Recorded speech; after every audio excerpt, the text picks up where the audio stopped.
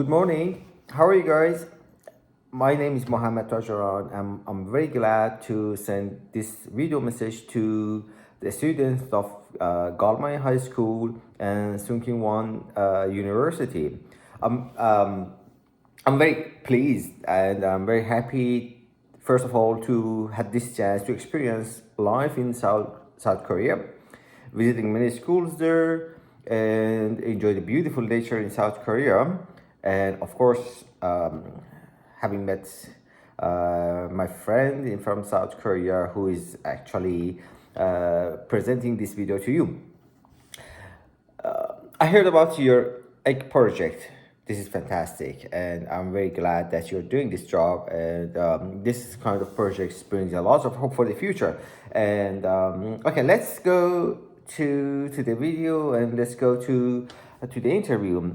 I have a list of questions here, and I'm gonna answer questions for you, so you will get to know about more about me, about my project, and my opinion about what you are doing. First of all, who I am. My name is Mohammad Tajeran. I'm 46 years old from Iran. I've been cycling around the world for 16 years now. Before, I used to be a mechanical engineer. I had my own business. But in some point, I found that life is quite boring. And that life, even though it's quite interesting job, I had a very interesting job. But the thing was, it was not enough for me. I wanted to do something more, and I wanted to see the world, and I want to do. I want to be very positive. I want to do something good for my planet. I started cycling in 2006, December 2006. I started cycling around the world and planting trees and all educating kids. I believe that if we raise awareness, if we know more about the values of trees, then we may have a better future, and more animals also will benefit from saving trees, and we human in the future will less suffer by global warming. So that's my project. I've been cycling 84,000 kilometers in 54 countries in Europe, Asia, Australia, and New Zealand. Next, I'm going to South America in a month to continue my journey in South America. I go to schools, I have workshops for kids. I already have like 700 workshops in schools.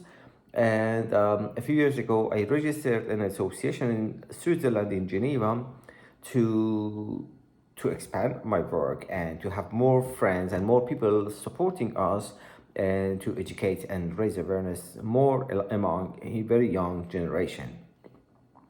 So the reason I got to have a mission as an environmental activities, why do I'm doing it? Since I was a child, I love nature. I used to be in nature a lot, and in fact, I had a dream at night. I saw a dream while I was sleeping, and in the morning when I woke up, I was thinking about the dream and the meaning of that dream. Then I thought, oh, okay, this dream telling me that I have to travel, I have to go through the world, and I have to do something for nature. The very first thing came to my mind was trees. We need trees, and as you see, that we need trees. We need this kind of things to have the more and more and more in the planet. So, and I quit my job, yeah, and because later I realized that trees are the main subject in the world, that they are connected directly to very essential elements like air, like soil, like water, and so many animals are dependent on trees, and we are depending on trees to if we save them, the nature will less suffer, of course, as I said before. So that's why I started cycling and started planting trees, and later it changed to education, because I found that planting trees itself is not a solution. If we want to have a better solution, if we want to have a less destroying the nature, we have to know about the values. We have to educate kids. So those kids in the future, if they know the values, if they know, if they learn and they understand how trees are valuable for us, so they may actually destroy less. So that's why I found this mission and I started it, and now it's my actually my lifetime job, and I'm doing it. So about Vinny Trees project is an educational project. Till now, I was doing it by myself, visiting the schools. But now, through the association, we are inviting more people to join us as a facilitator, and we train them online in our website, and also we give them a curriculum so they can visit the schools for 8 sessions, and they work with kids. It's about the dialogue, and it's about the communicating with kids. We don't teach kids because we don't use the old schooling system, and we use the method called philosophy for children. It's all about the dialogue. We speak with kids, we raise questions, we discuss around the question, and we hope that through that dialogue, through that conversation, kids will get to know, to learn, and about the values of trees, and if that answer will come through their hearts, through themselves. So this is their own decision, is their own finding, and they have an ownership. They feel ownership about their their answer, and that ownership brings responsibility. So since they find it themselves about the values, then that ownership will bring responsibility, and we hope that in the future they take a better care about the environment. And so you're eagerly trying to grow up a nice next generation and future leaders. That's very good on you, very good for you. Um, what is the desirable figure of future leader that I think about it? I believe that if any person who wants to lead a group, a country, a family, or a school, anyone who wants to lead someone to do something, should stick to some factors.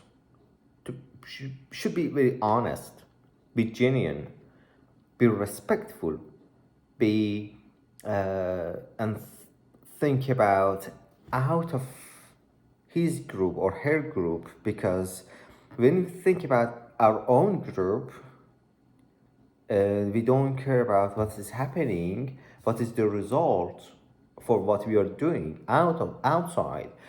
We have to consider ourselves as a piece of a big structure. We are everyone, every group, every country is a piece of that big machine that's working. If one piece doesn't work well, it will affect the other ones, and that effect will destroy the whole car. And when the whole car is destroyed, that piece as well will be destroyed. Will stop moving. So we have to think bigger. We have to have a bigger image, and we have to consider others too. If we consider others too, if you are responsible for the result of what we are doing, then it would be, I believe, that it's great leadership. Devoting myself to the nature is not easy, but it's lovely. I love it. It's great. It's really great. I take a lot of benefits from nature, from the universe, of course, and but yeah, as you said, you have to go over so many norms and so many routines. I don't have routines. I don't follow any norms of the society. I have my own rules. I'm following my own path, and most of the time, this path is against the society, against so many other paths, and and you have to fight. You have so many challenges. It's not difficult. Definitely, it's not easy. It's a difficult job, and and and nature, the reason so many people are not interested in nature because it's against their interest, is against their benefits, because people want to get more and more and more, and there is when what they want to get is from the resources, from the natural resources. That's why the saving nature is not funny and not interesting subject for them, because at the beginning, at the very first step, they have to give up some of their benefits, some of their interest. That's why they stay against, they stand against it, and they try to even fight with the activists, with the environmental activists. So that's a big challenge. But the other side, there are so many people. They love what I do. They love, they respect people are doing something for nature, which gives a very nice balance, very good balance, which helps really a lot. Do I have some fields that I thought I need some aid, support, and help? Of course. Since we have the association, we need people. We need more facilitators. We need more people who wants to lead a group of kids and educate them and train them and work with them. We of course we need financial support, we need educational support, and the most important is we need people that who are interested in this project, who are interested in raising awareness among kids, who are eager to educate kids and to work on educational field. So those people can help us, can join us, and can support us to raise more awareness and visiting more schools and training more kids. And do I have any other important things that I want to tell you? There are so many things we can say. First of all, enjoy yourself, enjoy your life. We live one time, we have to follow our dreams. Find out what is your dream, what is your goal, what is your aim in your life. Find it. Think deeply, try hard, work hard, and find your dream. When you find it, you just follow it. You may give up so many things. You may give up so many comfort things, so many of your comforts, but follow your goal, follow your dream, and don't give up. And yeah, that's because I believe that a person who follows his dream or her dream is a happy person. When a person is happy, he does his best or her best to make the world a better place to live. So don't give up your dream. Thank you very much, and good luck with your egg project. Love. Bye.